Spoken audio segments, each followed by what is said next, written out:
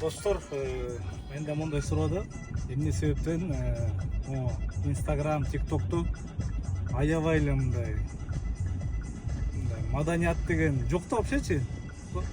Соц тармак болсо делечи, аябай эле мындай сөгүп сагып, мындай вообще мындай козголбас сөздөр менен жазасыңар да негизичи. Энеңдин, анан апаңдын, анан тиги бул деп.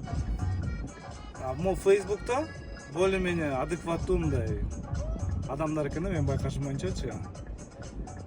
Бирок мындай ошол Instagram баракча же TikTok'то там атыңар жазылбай же сүрөтүңөр жок болсо эле каалаган жаза берген туура эмес да негизичи. Эгерде ошого арызданып, арыз жазып эме кылсачы, анда эле тапса болот да ким экенинчи. Анан мындай жазып атканда бирке ойлонуп жазсаңар, каалагандай эле ар демкени угдура бербейчи. Маданияттуулукка чакырат элем негизичи. Мындай болбойт негизичи. Тааныбаган кишилерди эле сөгүп сагып, адекваттуу эле суроо жооп ушундай кылып жазбайсыңар, маданияттуу болуп эле урушпай эле, талашпай эле. Мына кайгылган көрдүм. Мола бүт базынап турат азырчы. Ошончо жана ураган деген машина болсочу, камерага номерлер таптартып эле кете берсе болот да. Эвакуаторду күтпөй элечи. Анан безопасный болотко штрафын киргизип койсо нормал болмок да негизичи.